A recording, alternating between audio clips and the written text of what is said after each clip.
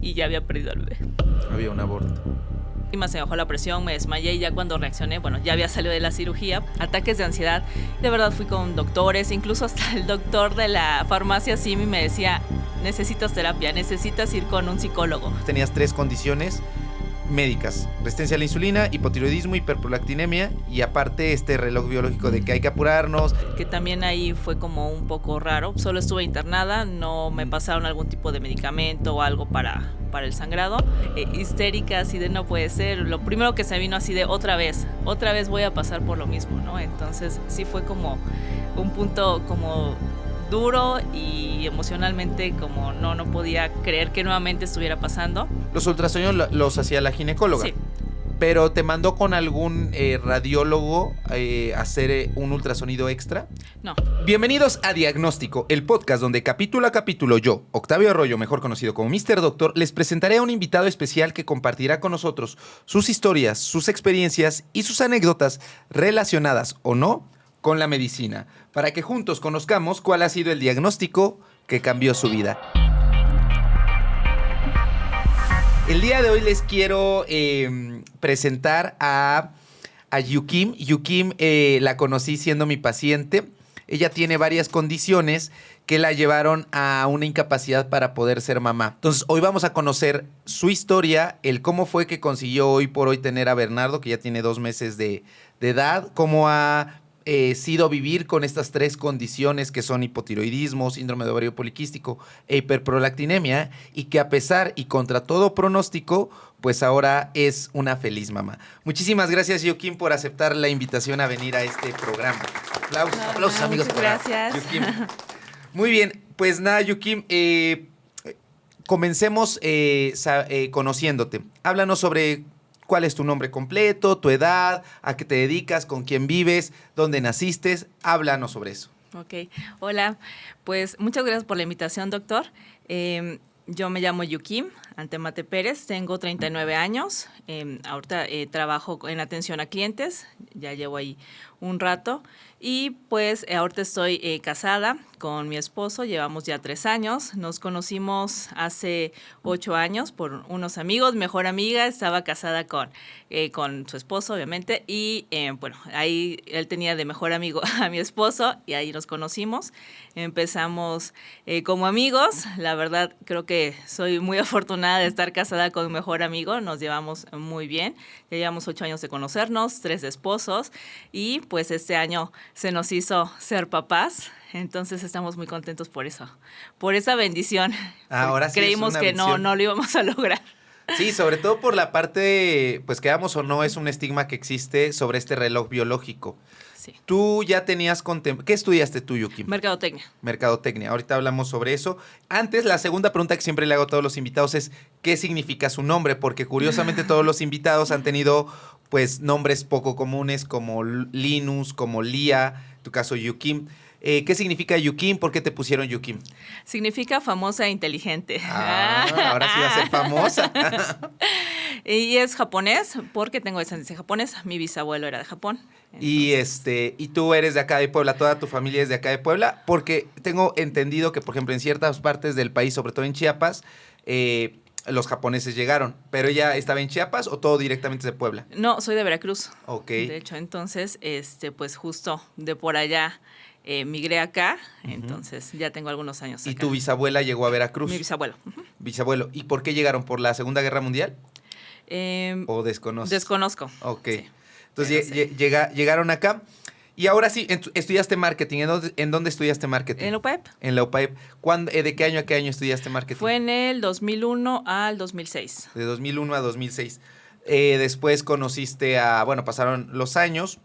¿Y desde siempre supiste que querías ser mamá o fue un instinto que surgió después?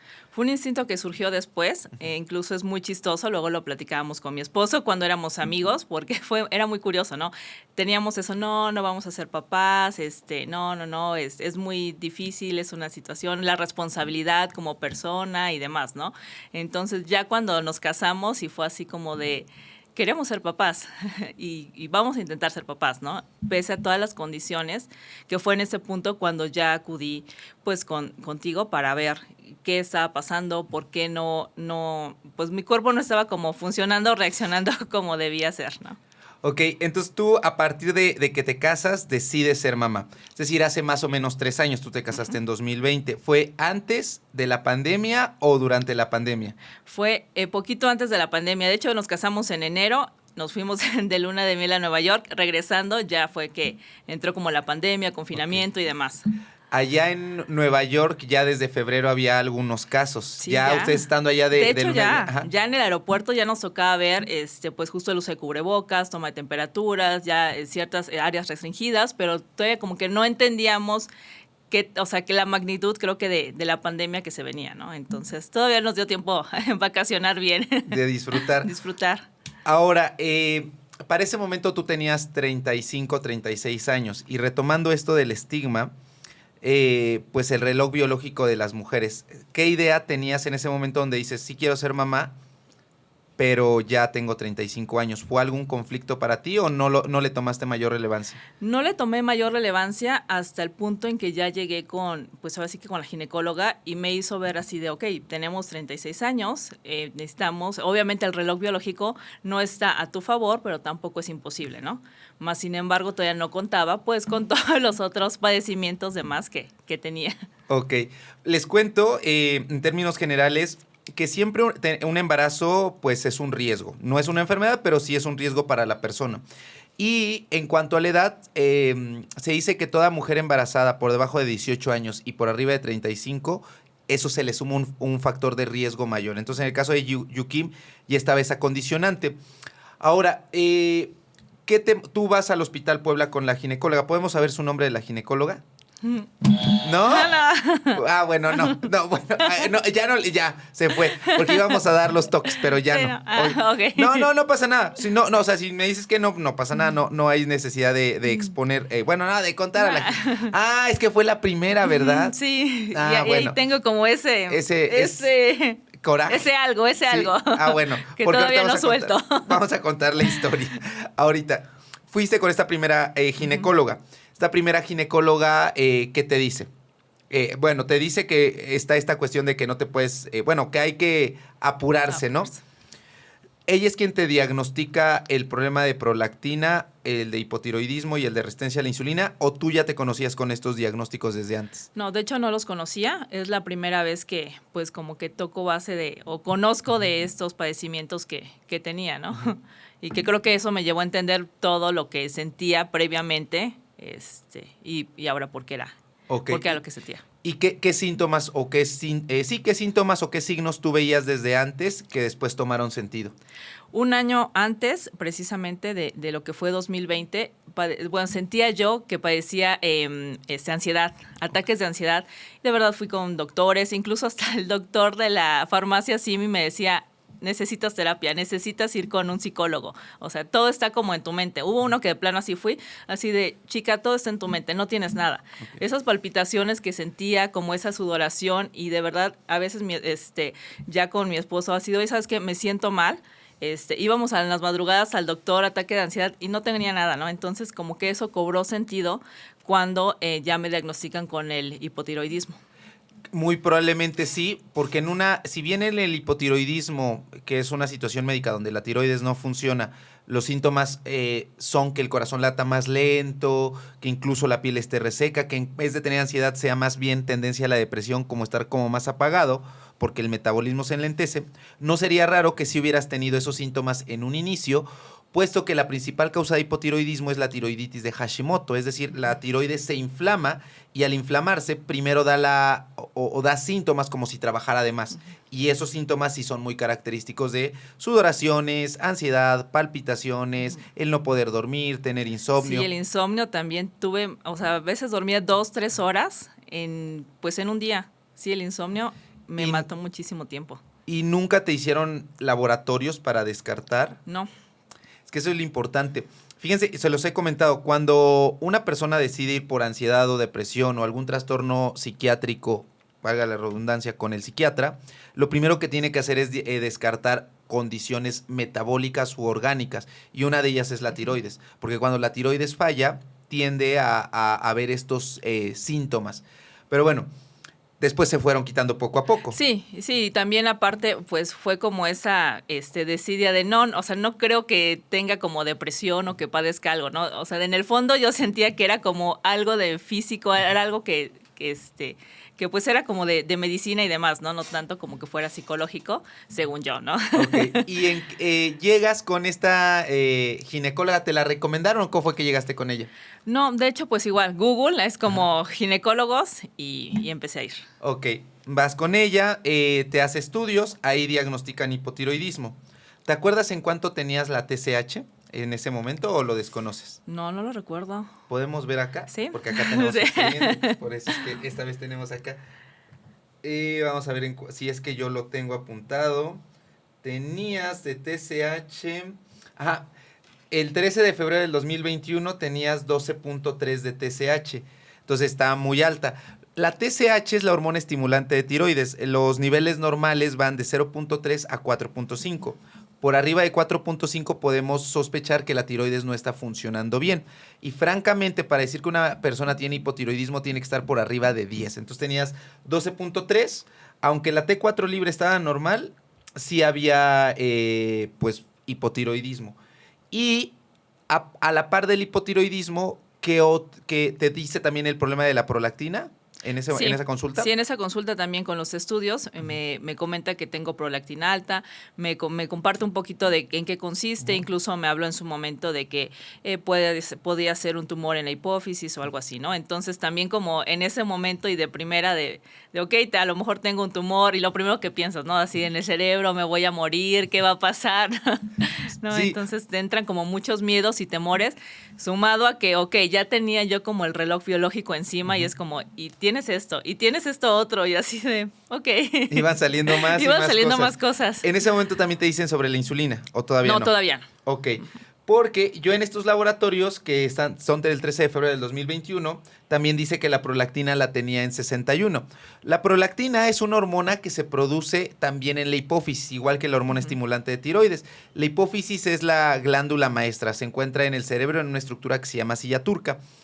En la hipófisis, en la parte de enfrente o en la hipófisis anterior, se liberan 7 hormonas, entre ellas la FSH, LH, que son hormonas que se encargan de, pues, la parte de la reproducción para formar estrógenos, testosterona, progesterona. Pero otras dos es la prolactina y la TSH. Los niveles normales de prolactina van de 2 a 25. Tener 61 pues es alto. Sin embargo, fíjense que si bien la principal causa de hiperprolactinemia o algo que se debe descartar es un tumor en la hipófisis, que son tumores benignos, realmente, de hecho, muchas veces ni siquiera se necesitan operar. Y si se necesita hacer algo, es más bien con tratamiento tomado, que ahorita vamos a hablar sobre eso. Pero hay una forma que a nosotros como médicos nos dicen cuándo sospechar que esa prolactina es por un tumor o es por alguna otra condición, ya sea medicamentos u otras enfermedades. Los niveles de prolactina. Si sospechamos que es un tumor, los niveles de prolactina deberían de estar por arriba de 100. Tú tenías 61, es decir, estaban altos, pero no tan altos. Si están menos de 100, nuestra obligación es descartar primero que no haya medicamentos tan simples como la metoclopramida que pueden elevar la prolactina, el tramadol, algunos antipsicóticos como la quetiapina, o descartar otras enfermedades. Una enfermedad que produce elevación de la prolactina es la TSH elevada, es decir, el hipotiroidismo.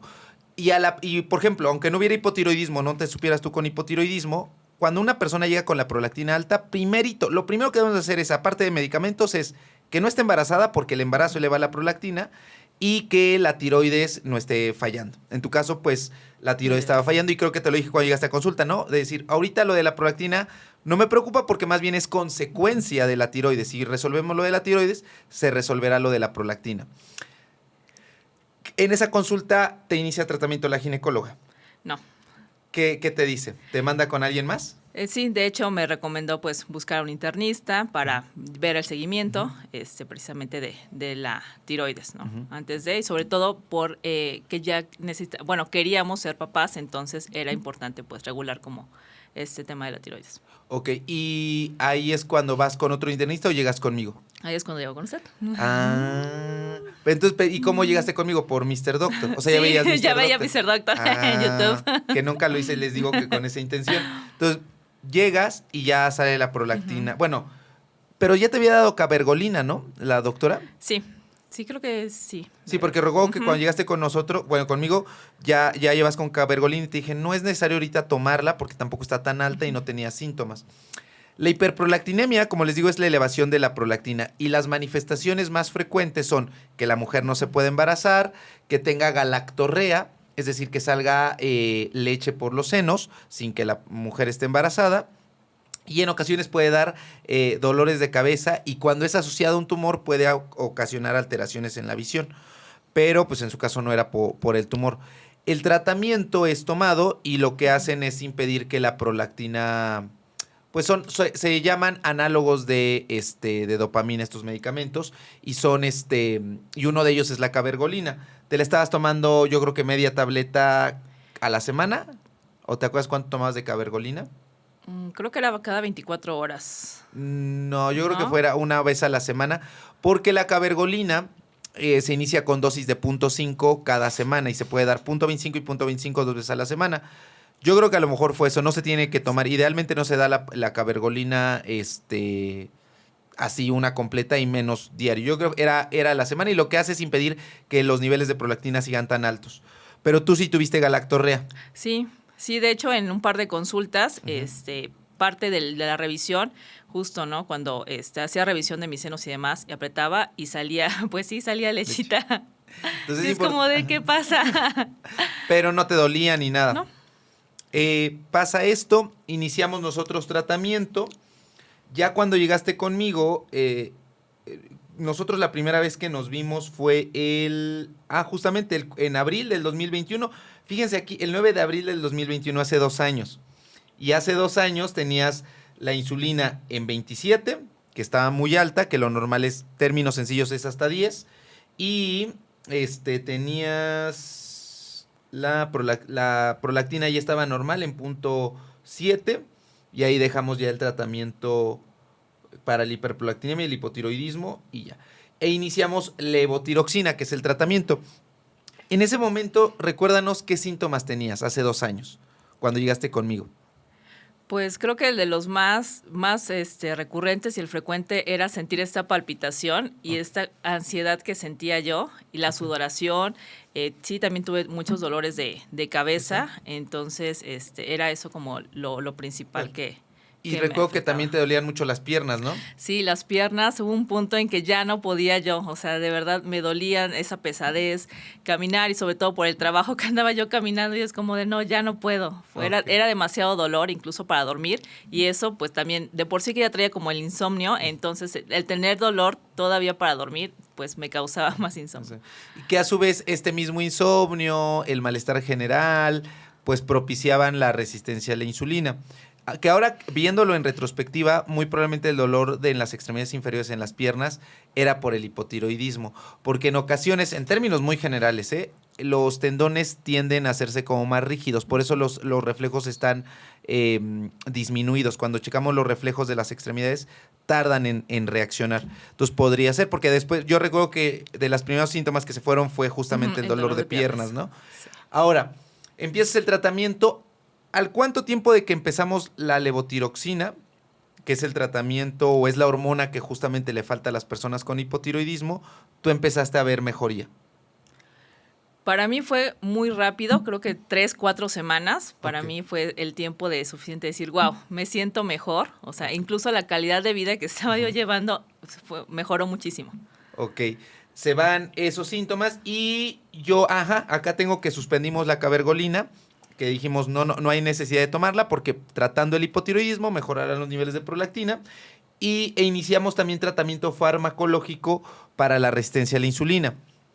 La resistencia a la insulina es una condición, no es propiamente una enfermedad, pero es una condición donde los niveles de glucosa y de energía en nuestro cuerpo, como lo es colesterol, triglicéridos y la grasa corporal, no se puede utilizar. Es decir, toda la energía que consumamos, en vez de utilizarla, se empieza a quedar acumulada en nuestro cuerpo. Si se sigue acumulando, pues empieza a elevar la glucosa, da prediabetes y después diabetes. Que ya dijimos el término correcto para la de prediabetes es glucosa alterada en ayuno. Porque porque luego hay unos ridículos. La prediabetes no existe. Pues sí, no existe propiamente, es intolerancia a los carbohidratos, pero en términos sencillos es esto. Entonces, ahí sí, a la par de mejorar lo de... bueno, y una de las causas de resistencia a la insulina puede ser el hipotiroidismo. Pero como sí había síntomas muy marcados y empezaban a elevarse el colesterol. No, hasta eso no los tenías tan altos. El colesterol 135 y triglicéridos 146. Pero bueno, iniciemos dapaglifosina y metformina. ¿Te cayó mal el tratamiento, alguna de las pastillas? No, la verdad es que no. Lo que sí, pues justo, ¿no? Después de ahora saber que también tenía resistencia a la insulina, era como, por mi cabeza pasaban muchas cosas o sea, estoy muy mal, ¿no? O sea, creo que no era como muy bueno saber que tenía tantos padecimientos. O sea, bueno también porque ya los descubrí y ya era momento de estarlos tratando, ¿no? Porque creo que mucho tiempo atrás estuve sufriendo sin saber, pues, los padecimientos que tenía. Y es que, en términos sencillos, por sí sola cada condición hace que la persona no se pueda embarazar. Y todo se reduce en que la persona no ovula o no saca los óvulos correspondientes y por lo tanto al no haber óvulo, al no haber huevito, pues no se va a poder fecundar y no va a poder crecer o desarrollarse un producto. Lo que se genera es algo conocido como anovulación, que se puede manifestar por alteraciones en los ciclos menstruales. ¿Tú presentabas alteraciones en los ciclos menstruales? A veces y a veces no. Ok, entonces sí podría ser irregular. Entonces, esto condiciona que sea más difícil que salga el huevito y por lo tanto que se embarace. Entonces tenías 3 condiciones médicas: resistencia a la insulina, hipotiroidismo, hiperprolactinemia y aparte este reloj biológico de que hay que apurarnos y aparte también el miedo de la pandemia, ¿no? Porque en ese momento, cuando llegas conmigo, pues ya iba bajando la segunda ola en abril. Nosotros nos vimos a las 3 semanas para que me enseñaras y viéramos que todo estuviera bien, pero tú tienes 2 antecedentes bien importantes también. El hipotiroidismo es una enfermedad autoinmune, es decir, el mismo cuerpo crea anticuerpos para atacar a una estructura de nuestro organismo, en este caso contra la tiroides. Es una enfermedad autoinmune, pero por lo regular una persona que tiene una enfermedad autoinmune tiene antecedentes en su propia persona o en sus familiares de enfermedades inmunológicas. Tú tienes antecedentes de enfermedades inmunológicas, esto es correcto, ¿verdad? Sí. Cuéntanos acerca de ello. Sí, por parte de mi papá, pues de hecho sí, ya el tema de la tiroides ya venía sonando, pero no creí que se fuera a hacer presente en mí. Y también por un tema de mi hermano, que también en su sistema inmune también tuvo por ahí un padecimiento, entonces ya veníamos con esta cuestión. Bueno, hubo 2 condiciones. Una fue la anemia hemolítica, que pasa lo mismo. Se crean anticuerpos contra la hemoglobina o contra los glóbulos rojos y los destruye y por lo tanto, pues al destruirlos bajan los niveles de hemoglobina y también hubo ahí la presencia de un cáncer, que al final todos los cánceres tienen una cuestión donde se altera el sistema inmunológico. Y también tu mamá presentó cáncer de mama, que por eso estoy viendo ahorita que te pedimos mastografía. Porque fíjense que aunque en ese momento Yukim tenía 37 años ya y la mastografía se pide a partir de los 50 años, a partir de los 40 años en cualquier mujer, cuando hay un antecedente directo de cáncer de mama, ya sea mamá o hermana, se tiene que pedir 10 años antes. Y sobre todo porque había varias cuestiones. También veo o recuerdo que otro de tus tíos había tenido cáncer de riñón. O sea, había cáncer de testículo, de riñón, de mama, pues sí era necesario investigar que no hubiera algo más que pudiera condicionar el que no se pudiera embarazar. Creo que no te lo comenté porque no tenías todavía antecedente de abortos, pero sí tenías el dolor en las piernas y creo que había un poquito de varices, ¿no? Y por eso también le pedí ultrasonido Doppler. Sí. Porque hay una condición inmunológica donde las mujeres no se pueden embarazar que se llama síndrome antifosfolípidos, donde una de las características es que la mujer tenga abortos de repetición y que tenga insuficiencia venosa y presencia de trombos o de coágulos en las piernas. Por eso es que ya me acordé que te pedí el ultrasonido en las piernas, porque dije, hay mucha cuestión inmunológica aquí, entonces podría desarrollarse y hay que ir adelantando un poco para descartar. Afortunadamente el ultrasonido Doppler, por lo que veo acá, salió bien, ¿no? Y la mastografía también todo bien. Y obviamente sí estaban los anticuerpos para lo de la tiroides y nada, no había mayor problema. Mejoras y empezamos a mejorar todo, empieza incluso a bajar de peso, porque una de las manifestaciones de la resistencia a la insulina es que a la persona le cuesta trabajo bajar de peso, y llegas y te embarazas, ¿no? Sí. ¿Cuándo te embarazas? Sí, eso fue algo que realmente nos sorprendió y fue como uno de los cambios que vi como de primera al estar en tratamiento, al tratarme todos mis padecimientos, llega el embarazo. Obviamente estábamos súper felices. ¿Cuándo fue? Fue precisamente en mayo, finales de mayo. ¿De ese año? Sí. Ah, sí, cierto. Sí, llega el embarazo, pues obviamente muy contentos porque era algo que ya estábamos deseando y pues que creo que lo primero fue así de, necesitaba yo atacar esos padecimientos para lograrlo, ¿no? Y aparte fue muy rápido, ¿no? Pues fue abril, Exacto. mayo, o sea, fue como al mes, un mes y medio. Sí, por eso digo que los resultados los vi casi inmediatos, o sea, para mí fue genial. ¿Cómo es que te das cuenta que estás embarazada? Porque no llegó mi periodo. Okay. Entonces, en esa desesperación, como emoción y demás, es como, tengo un día de retraso. Vamos a hacer una prueba y salió positiva, ¿no? Okay. Entonces, acudimos con la ginecóloga y así de, tienen 2 días casi prácticamente, ¿no? De hace la revisión y sí, confirma el embarazo. Obviamente estábamos felices. Obviamente nos hace las recomendaciones porque pues podía ser un embarazo de alto riesgo. Y, vamos a casa, pasamos un par de semanas, realmente solo pasaron 2 semanas, y en eso, pues, presento sangrado. En ese inter también me tocó consulta con usted y vengo igual, le hago la noticia de estoy embarazada, sí, empezamos a suspender medicamentos y, pues, pasaron unos días ahí y realmente en ese momento, una noche empecé como con cólico. Empecé a tener sangrado, marcamos a la ginecóloga, que monitoreáramos, que me acostara, me hizo revisión en la mañana, al siguiente día, y estuve igual, en reposo, y empecé con más sangrado, ¿no? Entonces, la llamamos, me internan, y pues tener ese miedo de lo logramos, y ahorita estamos como en la tablita de una posibilidad de perderlo, ¿no? Estuve 2 días internada, que también ahí fue como un poco raro. Solo estuve internada, no me pasaron algún tipo de medicamento o algo para el sangrado. Me dan de alta, regreso a casa y en la noche igual empiezo con sangrado más abundante, un dolor, un cólico, o sea, insoportable.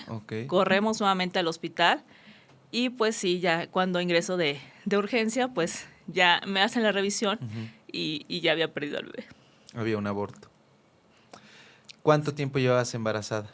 Llevaba 2 semanas y media. O sea, 4 o 6 semanas. De hecho, o sea, el aborto surge a las 6 semanas. Y posterior a eso, como aparte de esos síntomas con el sangrado, los cólicos, ¿algún otro síntoma más? No, realmente fueron como... ¿Qué te comenta la ginecóloga?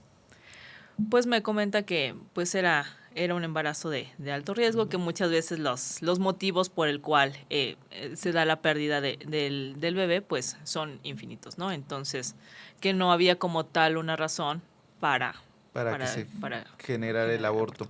Fíjate que eso es cierto.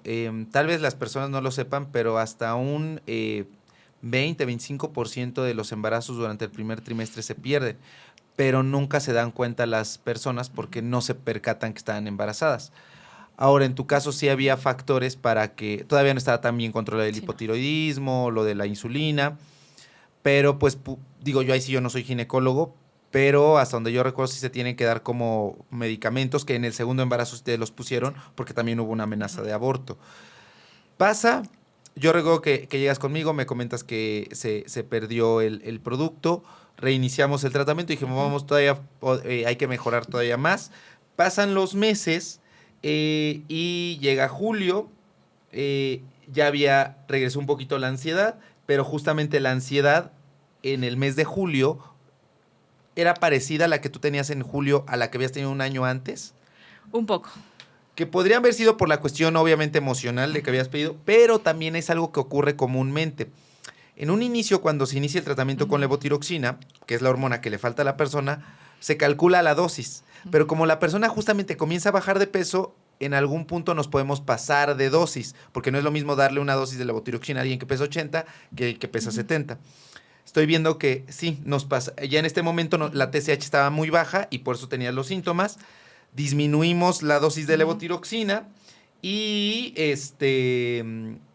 e iniciamos un fármaco, porque la resistencia a la insulina todavía iniciaba, que fue liraglutide, que es este fármaco que hace que la insulina funcione mejor, pero que es inyectado. Y ahí es donde empiezas a ver, pues, todavía más disminución en cuanto al peso, ¿no? ¿Qué sentiste o cuáles fueron los síntomas que tuviste cuando empezaste el liraglutide como tratamiento de la resistencia a la insulina? Al principio un poquito como de mareo, pero no, fue soportable, no fue como... Y sobre todo esa saciedad que empecé a sentir al comer, porque la verdad creo que todo ese tiempo había estado como muy ansiosa por comer. También esa saciedad, ese de sentirme como, ya comí un poquito, es como, ok, estoy satisfecha. Y bien, ¿no? Entonces creo que fue el principal efecto que viste. Fíjense que el liraglutide hace que la persona sienta satisfecha por tres motivos principalmente. Uno, porque retarda el vaciamiento gástrico, es decir, hace que la comida no salga tan rápido del estómago y por lo tanto pues estoy lleno. Dos, actúa sobre una vía del apetito, que es la vía de la leptina. No voy a entrar a detalles, pero básicamente lo que hace es que esta vía funcione mejor y por lo tanto el apetito la saciedad llega más rápido. Y tres, porque al hacer que funcione mejor la insulina, pues la insulina se encarga de meter la gasolina al carro, de utilizar la energía. Si funciona mejor la insulina, pues la energía que se tiene extra se utiliza y al haber energía, pues ya no viene tampoco este estímulo para querer comer. Entonces, o comer de más, por decirlo de alguna manera. Empiezas a bajar de peso, va mejorando todo. ¿Y en qué momento llega el segundo embarazo? Justo llega en junio. Del año pasado. Ok. Sí. ¿Y ahí cómo fue que te diste cuenta? Igual, por mi periodo, tuve igual un día, 2 días de retraso y nuevamente lo cachamos, o sea, realmente al inicio, ¿no? En este punto ya habíamos cambiado de ginecóloga, empezamos con una nueva. Y ¿de ella sí podemos saber su nombre? ¿O no, no, no pasa nada.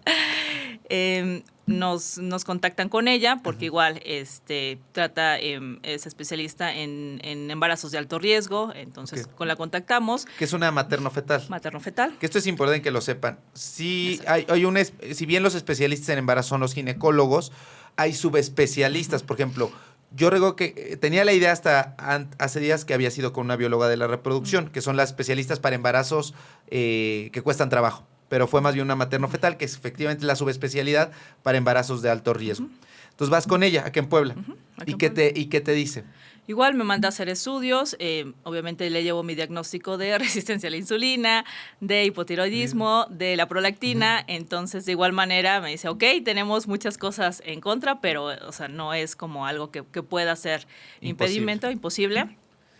Lo que sí nos advirtió previamente, pues que debe haber un tratamiento, ambos tomar vitaminas, mejorar el tema del ejercicio, la comida, pues obviamente para lograr quedar embarazados, ¿no? Entonces ya traíamos como esto después de la primera experiencia, pues empezamos justo con atacar como todos estos ¿Con esta temas. doctora había sido antes del embarazo ya?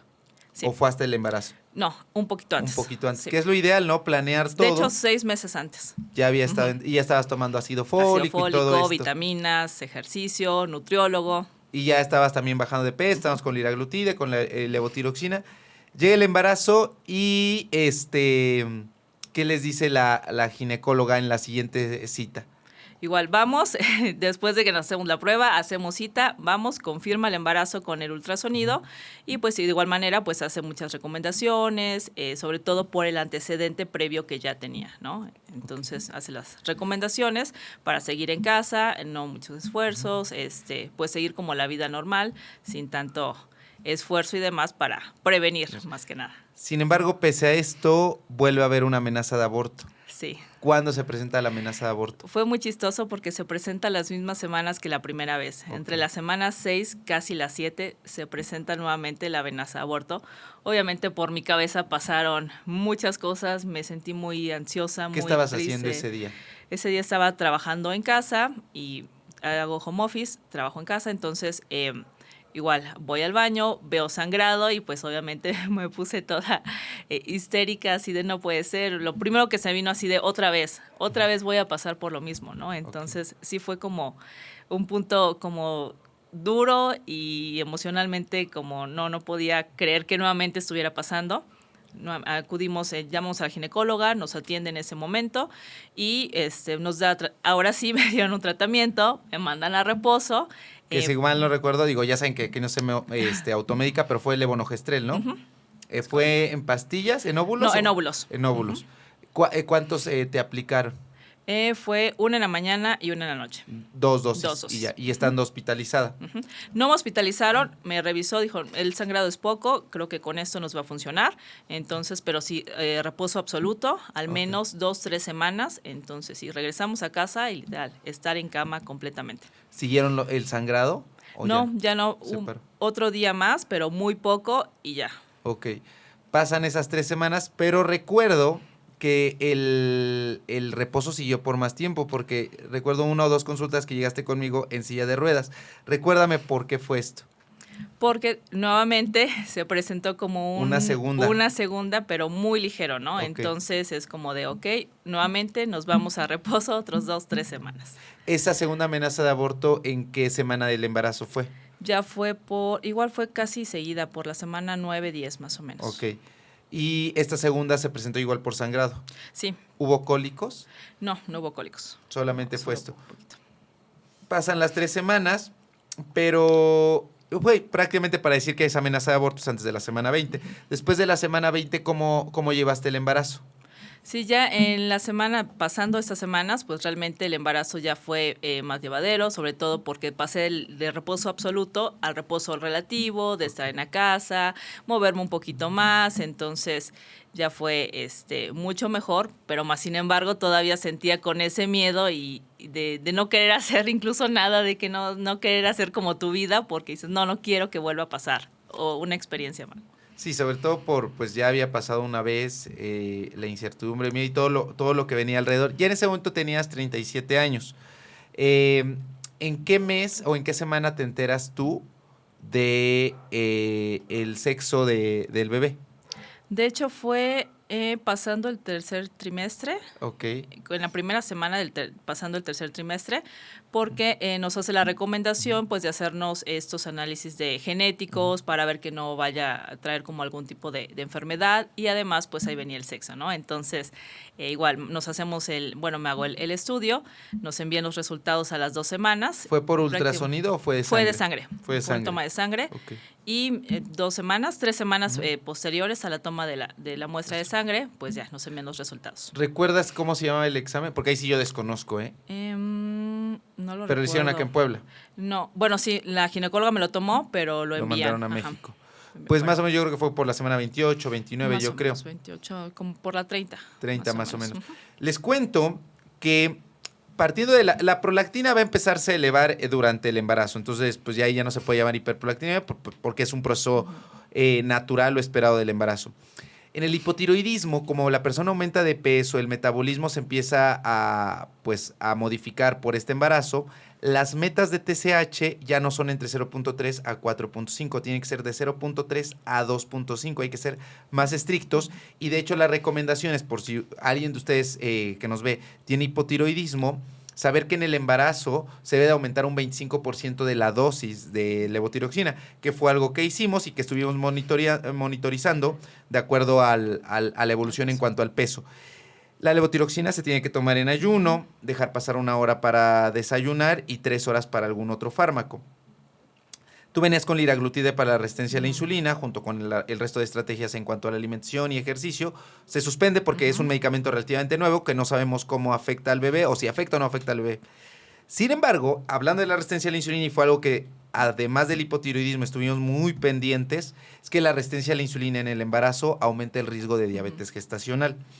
¿Recuerdas qué estudio fue el que se te mandó a hacer para descartar diabetes gestacional? No recuerdo cómo se llama. Es la curva de tolerancia. La curva de la tolerancia a la glucosa, sí. Y justo. Cuéntanos acerca de qué te explicaron, cómo fue la experiencia de hacer esta curva de tolerancia a la glucosa. Sí, justo cuando nos manda la ginecóloga este estudio, pues nos explica pues la importancia, sobre todo por el antecedente que traía de la resistencia a la insulina, para descartar pues el tema de de la diabetes, entonces igual, ya lo realizamos. Digo, no es nada grato este estudio, por sobre todo porque te dan el shot de azúcar súper fuerte. Fue un día, me lo hice en ayunas y me lo mandaron para hacer el primer shot y después tomar la muestra y 2 horas después también. Exacto. En la curva de tolerancia a la glucosa es con 100 gramos de glucosa anhídrica, que es tal cual azúcar, pero sabe muy dulce, ¿no? E incluso hasta amarga, algunas personas dicen. Se toma la glucosa antes de tomar el shot, después a la hora, después a las 2 horas y en algunos casos a las 3 horas. Entonces te quedaste ese tiempo ahí en el laboratorio. ¿Fue acá en Puebla igual? Sí, igual fue acá en Puebla. Y posterior a ello, pues ya, se tiene que checar y ver los parámetros. Este estudio de la glucosa alterada en ayuno se tiene que hacer entre la semana 24 a la semana 26, porque en este momento la placenta produce una hormona que hace que la insulina no funcione tan bien, que se llama lactógeno placentario. Entonces, en esa semana es cuando se tiene que hacer. Posterior a esto ya no hay mayor sentido de realizarlo. Afortunadamente no hubo diabetes. Y ustedes muchos se preguntarán, estaba con con liraglutide, que es este medicamento inyectado, pero una vez que se quita el medicamento por el embarazo, ¿con qué medicamento se queda? ¿Qué medicamento ocupaste tú durante el embarazo para la resistencia a la insulina? La metformina. Así es. ¿Cuánto tomabas de metformina? Fue en un inicio 500 gramos cada 24 horas y posteriormente fueron 750. ¿Qué fue lo que dijimos? La metformina hasta hace unos años, unos 10 aproximadamente, yo recuerdo que estaba yo en el internado y todavía estaba, pues no contraindicada, pero sí no había suficientes estudios para saber si la metformina le hacía daño al bebé. Sin embargo, hoy por hoy se sabe que pues ya no hay ningún problema y sobre todo porque pasando las 8 semanas, que es el momento donde las estructuras del bebecito están formando, pues si después de esas 8 semanas es poco probable que el medicamento altere al producto. Sin embargo, y creo que también lo comentábamos, la dosis mínima de metformina para vencer la resistencia a la insulina son 1.5 gramos. Sin embargo, pues se tiene que individualizar y con tu caso nos quedamos en 850, 750, 850. 850 creo. 850 sí, miligramos, sí. Pero con eso estaba bien, entonces fue así que se llevó el embarazo. Y posterior a eso, ¿cómo transcurre? ¿Hay alguna otra complicación durante tu embarazo? Sí, de hecho sí. Ya en el 8º mes prácticamente, igual en la revisión que tuvimos con la ginecóloga, se detecta la placenta previa baja. Entonces también era un factor de riesgo que nos hizo saber para que pues estuviéramos como alertas, igual nos hizo como estas recomendaciones, sobre todo de tomar muchos líquidos para pues ahora sí que tratar de mantener todo bien. ¿Cómo se dan cuenta de la placenta previa? ¿Por ultrasonido o tuviste algún síntoma? Por ultrasonido. Por sí, ultrasonido. 100% por ultrasonido. Fíjense que la placenta previa es prácticamente, por aquí van a estar apareciendo las imágenes, la placenta tiene que estar detrás del bebecito y muchas veces algunos recomiendan en la parte superior del útero o en la parte de en medio del útero. Pero cuando se baja al cuello del útero, que es por donde sale el bebé, pues obviamente no va a poder salir. Y eso puede ser muy peligroso porque se puede desprender y puede provocar sangrados y obviamente la placenta es de donde se alimenta el bebé. Entonces, si sale la placenta o se desprende, pues el bebé se queda sin comida y por lo tanto puede fallecer. Hay muchos factores de riesgo para la placenta previa, pero por eso es importante estarse haciendo sus ultrasonidos cada trimestre. ¿Tú cuántos ultrasonidos te hiciste durante todo el embarazo? Yo creo que fueron como unos 15, 16, porque a partir del mes 6, 7 ya las consultas fueron cada 15 días. También creo que quisimos en esa parte exagerar un poco previo a que, pues la experiencia que ya habíamos tenido, entonces preferimos que fueran cada 15 días. Y aparte de los ultrasonidos. Los ultrasonidos los hacía la ginecóloga. Sí. ¿Pero te mandó con algún radiólogo a hacer un ultrasonido extra? No. Todos fueron ahí con ella. Fíjense que, las recomendaciones son que mínimo se hagan 3. Al momento del diagnóstico del embarazo, al segundo trimestre y al tercer trimestre, pero cada caso se individualiza, ¿no? Y justamente los ginecólogos, y yo creo que más los ginecólogos maternos fetales tienen más habilidad para hacer este tipo de ultrasonidos, aunque a veces se recomienda que sí se vaya con el radiólogo a que se realicen. Aparte de esto, también detectó que tu bebé se estaba quedando sin agua. A esa condición, ¿cómo le llamó la ginecóloga y qué fue lo que te explicó? Sí, de hecho ya fue casi cerca del mes, o sea, de las 39, 36, 37 semanas más o menos. Justo igual, vamos en esta revisión de los 15 días y detecta que tenía poco líquido amniótico, ¿no? Que eran 5 centímetros, que estaba como en el límite. Entonces igual me explica que no era pues muy bueno, sobre todo para el bebé. De igual manera me manda a tomar muchísimos líquidos para y monitorearme igual en otros 15 días para ver, ¿no? Pues obviamente eso también nos da la alerta de que podría adelantarse el parto de lo previsto, ¿no? Que era para el 12 de febrero. Entonces aquí ya estábamos en enero, cerca del 21, 28, incluso me dice, en una semana te reviso, si en una semana es como de, vemos que esto no, o sea, el líquido no subió, o sea, en este momento te quedas y nace el bebé, ¿no? Ok. Entonces, que a esa condición se le llama oligohidramnios. El oligohidramnios significa oligo poco y hidramnios de líquido amniótico. Entonces hay poco líquido amniótico, para eso se ocupa un índice que se llama el ILA o índice de líquido amniótico, que es a lo que se refería Yukim, que estaba disminuido. Y esto se podría traducir en sufrimiento fetal o en que el bebé pues ya necesita salir porque no tiene la suficiente agua por dentro, por decirlo de alguna manera. Le recuerdo, para las personas que no lo sepan, que el mínimo el producto tiene que estar en 37, tiene que tener 37 semanas antes de que nazca y máximo 41. Bernardo, que es como se llama tu bebé, ¿a las cuántas semanas nació? A las 39. A las 39 Lo semanas. logramos a las 39 después del susto del líquido amniótico a las 39. Ok, que aparte es algo que puede llegar a ocurrir, pero por eso es tan importante estar ahí monitorizando todo y checando. ¿Nació por cesárea o por parto natural? Por cesárea. ¿Tú querías desde un inicio cesárea o sí querías vivir la experiencia del parto? Sí quería vivir la experiencia del parto, más sin embargo, por todos los factores que se fueron dando durante el embarazo, la ginecóloga pues dijo, por seguridad, creo que de ambos es preferible pues optar por el tema de la cesárea. ¿Te programan la cesárea? ¿Cómo fue todo ese día o fue fortuito?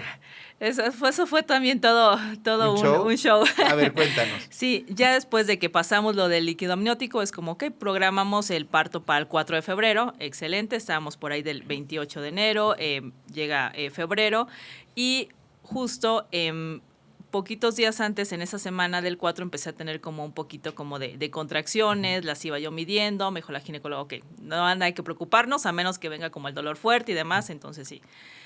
Ya llegamos precisamente al 4 de febrero, lo logramos, nos internamos un día antes, viernes, y ya todo tranquilo, normal, y en ese lapso como de 9 de la noche a 12 empecé con un poquito de sangrado, pero como desechar líquido, ¿no? Okay. Entonces, en ese momento igual, ya internados. Y así de la nada. Sí, así de la nada. Coincidió. Sí, coincidió. Pudo haber sucedido en tu casa, pero afortunadamente estás en el hospital. Exacto, ya estábamos en el hospital, empecé a escribir a la ginecóloga, me dijo, ok, le mandé foto de qué tanta cantidad de líquido tenía, me empezaron a monitorear cada 15, 30 minutos, y en una segunda vez que voy al baño es como de, no, ya tenía muchísimo líquido, o sea, empecé a sacar ¿Habías tenido ruptura de membranas? Sí, exacto. Se te rompió la fuente. Se me rompió la fuente, literal. ¿Y cómo, digo, para explicárselo a la gente, cómo huele ese líquido, cómo es, parece pipí? Es un líquido transparente y sí, la sensación que yo tenía es como me hice pipí. Cuando me paro al baño, porque estaba yo ya en la cama, es como de me hice pipí, necesito ir al baño. Entonces, cuando voy al baño, ya me habían puesto previamente un pañal. Veo que el pañal estaba todo blanco, un poquito de sangre ya, más sangre de lo que el primer pañal que me habían puesto. Entonces, ya que voy, dije, no, pues es que solo era como la sensación de que me hice, pero era transparente. Dije, no me hice pipí. Entonces, ya cuando le notifico a la ginecóloga, es como de, no, voy para allá, el bebé va a nacer ahorita. Estaba programado el parto para el 4 de febrero a las 8 de la mañana y nació a las 2:15 de la mañana. Eso es muy común con los ginecólogos, algo que sufren ellos. Yo por eso, yo no. Eso de que te hablen de urgencia, de ven rápido, porque pues fue algo todo fortuito. Llega la ginecóloga y ¿qué te dice cuando ya la ves? Porque todo esto era por WhatsApp, ¿no? Sí. Llega y ¿qué te dice? En eso me dice, ahorita te van a empezar a preparar, y mi esposo así de, ¿cómo que ya van a hacer? ¿Qué dice que ya van a hacer? Dice, ok, perfecto. Entonces ya empiezan a prepararme, me bajan y en cuestión de 20, 25 minutos llegó la ginecóloga con todo su equipo, la anestesióloga, la pediatra, y es como de, bueno, ya llegó el día, no la hora, pero al menos llegamos al día. Ya me explicó pues que ya necesitaba nacer Bernardo, y pues todo que iba a ser como muy, Preparado muy para preparado, el tema de la anestesia, igual la anestesióloga me explicó que me iba a poner la anestesia. Y fíjate, cuéntanos sobre eso, porque es algo también un mito o este miedo que tiene. No, es que me van a poner la raquia y que quién sabe qué, y me va a doler y luego ya no voy a poder caminar. ¿Cómo fue este proceso de la aplicación de la anestesia? Y de hecho sí hubo un previo con la anestesióloga, porque yo también en cirugías pasadas había tenido como cierta reacción a la anestesia. Entonces en ese momento pues también mi esposo así de necesitamos que, o sea, le contamos que en previas cirugías ha tenido como efectos de que se me baja la presión, o en la última se me bajó la presión, me desmayé y ya cuando reaccioné, bueno, ya había salido de la cirugía porque nada más había sido de medio cuerpo, pero era como ese temor también de qué va a pasar, o sea, no quiero, incluso platicaba con mi esposo previamente así de porfa, no, si me desmayo, no, por favor toma fotos, o no quiero desmayarme a la hora que nazca bebé. Sí, Entonces no como que era ese todo. temor, y ya le explicamos y me dijo que no me preocupara, que iba a hacer un piquetito para dormirme la parte de las piernas, para que obviamente pues pudieran hacer la cirugía, pero que iba a estar en todo momento monitoreándome y que bueno, que pues se le había contado como este previo, ¿no? Ok. Pero no me dolió en lo absoluto, o sea, creo Entonces que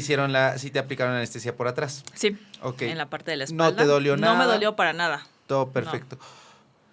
Entras a cirugía a las 2 de la mañana, pero también entra tu esposo. Sí. ¿Cómo fue? ¿Ya lo tenían planeado que entrara? Sí, ya estaba. ¿Y qué te cuenta él? ¿Cómo vio la experiencia desde su perspectiva? Pues él estaba como nervioso también, es como de, no me gusta ver sangre, pero ok, vamos a ver qué pasa, ¿no? Incluso igual la ginecóloga así de, bueno, acá te dejamos una silla por si las dudas, pero igual, ¿no? O sea, él se sorprendió de realmente, o sea, cómo los doctores te manipulan, incluso desde que te ponían la anestesia, porque nos ponen en cuclillas, entonces era, ¿cómo le voy a hacer si tengo una panza, no? Entonces, ¿te pusieron en cuclillas sí. pero acostada? Acostada, sí, acostada. Como en posición fetal. Ajá, exacto. Y es como de, o sea, cómo ellos tienen como ya ese feeling de poder maniobrar como con tu cuerpo. Todos los protocolos que de pronto tenemos más bien. Y llega el momento, ¿tú sentiste dolor? ¿Sentiste alguna molestia? ¿Estabas despierta? Estaba despierta, sí, de hecho, incluso desde que me pusieron la anestesia no sentí el piquete, o sea, ya una vez que me pusieron en posición fetal, precisamente es como, ok, va el piquete, ajá, y es como de, ok, ya pasó, ya, ok, perfecto, ¿no? Ya me extendieron y ya la ginecóloga, ok, vamos a empezar. Y no, pues realmente, pues platicando, estábamos ahí platicando con la anestesióloga, igual así, oye, ¿qué playlist quieres escuchar? Tenían una ahí de reggaetón, perreo, entonces, perreo sucio, dije, está perfecto, con eso me distraigo, estaba mi esposo tomándome de la mano, estábamos platicando, y algo que también pues sí me daba nervio, porque hay como una lámpara, ajá, la lámpara. Y pues ves, ¿no? Y las es como lucecitas. de sí, y ves como, sí se ve como el el reflejo de lo que te están haciendo, haciendo, ¿no? Es como de, no, mejor no veo porque no me quiero desmayar o quiero... Pero sí sentías, ¿no? O sea, no dolía, pero sí no sentías. dolía, exacto, sí sientes como esa sientes? manipulación de... ¿Que jalan, te rascan como, por dentro? Más que nada que era como el jalón. Ok, nada, Pero, sentías sí, jalones. pero así de dolor o que sintiera algo más, no. Nace el bebé, abren. ¿Tiene alguna complicación la ginecóloga durante el proceso? Solo, al parecer, como que le costó un poquito como que saliera, porque sí en eso vi que agarró un banquito y es como de, empezó a empujar para que saliera, pero fuera de eso, o sea, realmente, no, todo normal. Nace y escuchas cuando llora. Sí, de hecho, o sea, nace y, o sea, por lo que vi en las fotos, ya después es como sale la cabeza y sí, literal, nació llorando, da el primer grito y pues obviamente ahí la emoción y también ya el alivio de todo lo que pasé, y es como de ya está aquí, ¿no? Entonces sí fue muy, muy emocionante ya escucharlo. ¿Y cuánto sacó de Apgar? 9. 9. O sea que el Apgar, ya lo habíamos mencionado, es una calificación para saber si el bebé lloró y respiró al nacimiento. Pasa al pediatra, lo reanima, bueno, le hace todas las cuestiones que tiene que hacerle. ¿se queda luego contigo o se Sí. va a terapia, a cuneros? No, de hecho me lo dan enseguida. Después de que nació, prácticamente que lo sacan, lo ponen conmigo, hacen el piel con piel. Exacto. Entonces, ya ahí empezaron como a limpiarlo. Después de que lo tuve unos momentos conmigo, ya se lo lleva la pediatra para revisarlo, limpiarlo y demás. Igual mi esposo la acompaña, porque igual la pediatra le dice, oye, venga para acá, papá, vamos a revisar a este chiquito, ¿no? Entonces ya lo empezaron a revisar, le pusieron, me parece que una vacuna, y ya, posterior a eso ya me lo pasan y en ese momento pues ya también para darle de comer, hace el contacto conmigo y ya, así que se queda. De hecho nosotros no pasamos ni por recuperación ni por, o sea, Todo luego. bien, luego se va conmigo y ya. ¿A las cuántas horas ya estás en piso, bueno, en tu cama ahí en el hospital? Nació 2:18, estamos a las 3 de la mañana, ya estamos ahí. Bien rápido. Sí, fue todo muy rápido. Ok, llegas, te dan al bebé y ¿los cuántos días te dan de alta? Fue el tercer día. O sea, el tercer estuviste Sí. ahí vigilando, pero todo bien. Todo bien. No hubo problemas para la lactancia. No. O sea, luego se acomodó Sí, bien se el acomodó, bebé, sí. sin problema. Tú ya no volviste, bueno, seguramente sí tenías por ahí como sangrados restantes, ¿no? Que se llaman loquios, que es como esta cantidad de grasita, que sale como, algunos lo conocen como sanguaza o como agua como de sandía, ¿no? Ujú. Sí, de hecho sí es como un sangrado no como el normal, sino que es como un sangrado como con agua, más o menos. Diluido. La cesárea posterior a eso, después de la sutura, ¿dolió?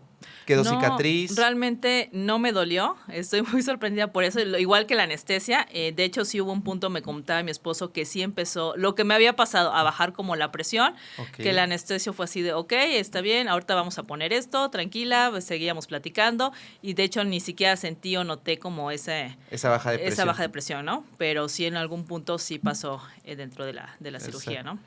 Y sales, ¿a los cuántos días te quitan los puntos? Fue a los 10 días, me quitaron los puntos. Digo, realmente ahí tengo la cicatriz pequeña, Ok. pero todo bien. Y Bernardo bien, sin Sí, complicaciones. Sin complicaciones, no. Muy, muy sano, la verdad. Y yo recuerdo que nosotros nos vimos como a la semana o a las 2 semanas, A las ¿no? 2 semanas. A las 2 más o semanas menos. para hacer el ajuste, sobre todo pues porque ya habías bajado nuevamente de peso y había que ajustar la dosis de levotiroxina.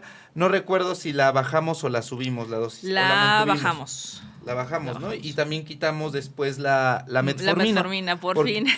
Porque justamente después del embarazo, lo que no se había logrado desde antes es que la insulina ya se encontraba en metas de tratamiento. Estoy viendo que la última, después de haberla tenido hasta 27, ya la tenías en 9. Y dijimos, vamos a quitar esto. En la última consulta nos seguíamos pasando de dosis de levotiroxina y la bajamos, bueno, ajustamos la dosis. Y obviamente la prolactina sigue alta, pero es propio propio de la lactancia. Justamente ese es el objetivo de la prolactina, el principal, que es poder amamantar al bebé. ¿Y cómo han sido estos ya 2 meses de lactancia? ¿Qué beneficios has visto sobre la lactancia materna en tu cuerpo? Es la baja de peso, porque creo que previamente el tomar el tratamiento, poder tratar de bajar de peso, no lo había logrado tan Al 100. rápidamente como ahorita con la lactancia.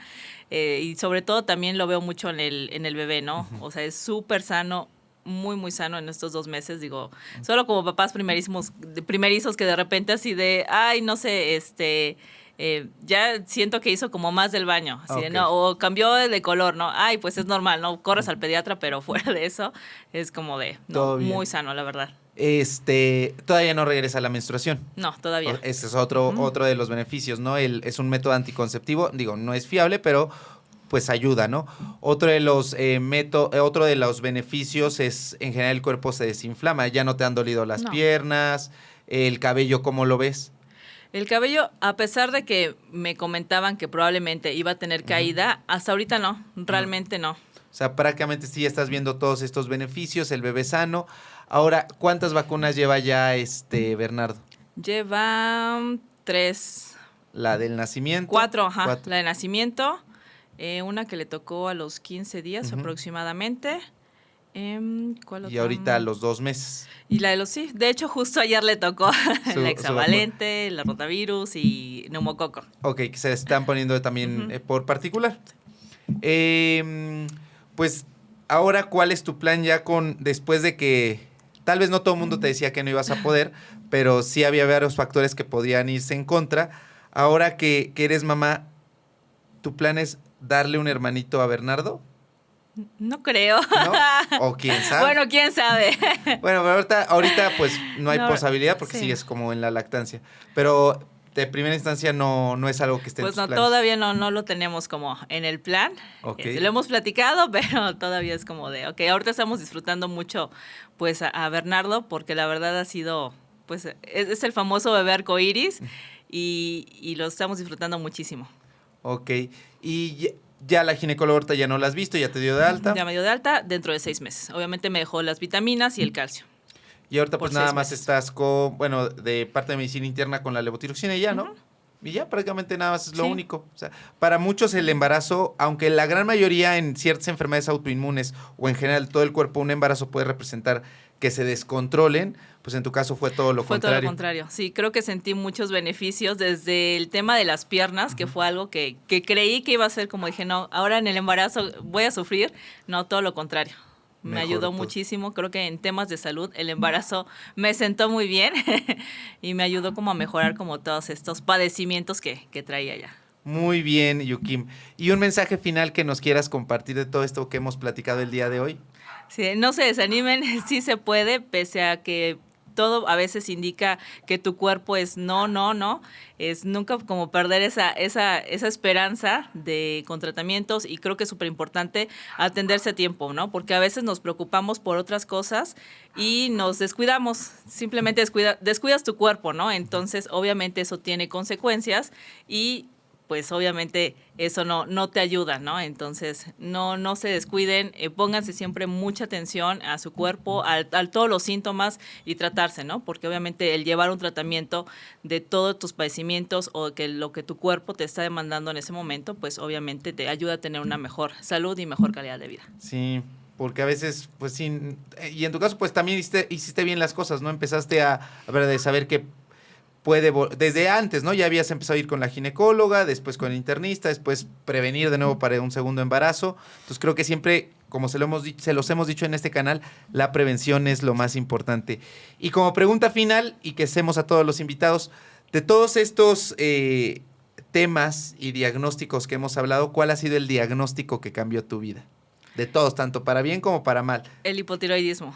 El hipotiroidismo. Sí, definitivamente. ¿Por qué? Porque eso me permitió precisamente ahora ser madre. El poder controlarlo. Pues muy bien, Yukim, ha sido un gusto platicar contigo. No olviden suscribirse y activar las notificaciones, darle like y compartir este video. De todos modos, al término nos vemos en Instagram para resolver dudas, preguntas que puedan existir acerca de estas condiciones médicas: hiperprolactinemia, hipotiroidismo, resistencia a la insulina. Déjenos sus comentarios, qué dudas, preguntas tienen. Y pues nos vemos en el siguiente capítulo. Cuídense mucho y hasta la próxima. Adiós. Muy bien, Yukin. Qué bueno que pasó todo. Y ahorita, ¿hasta cuándo van a regresar al trabajo? ¿Se van a quedar en home office? Bueno, mi esposo siempre ha sido home office. Lo único es que viaja mucho, ¿no?, al extranjero, o acá. Y yo regreso en mayo. Ya a trabajar. Sí. ¿Y va a tener nana o quién va a cuidar a Pues en Bernardo? eso estamos. Ya fuimos a ver guarderías, Ajá. pero nos da como miedito todavía. Sí. Y entonces Sí. igual ahorita andamos viendo como alguna si no te lo niñera o llevas. algo. Muy bien. Es que también yo viajo, entonces. Ah, sí, cierto. Pero bueno, todo se puede sí. arreglar.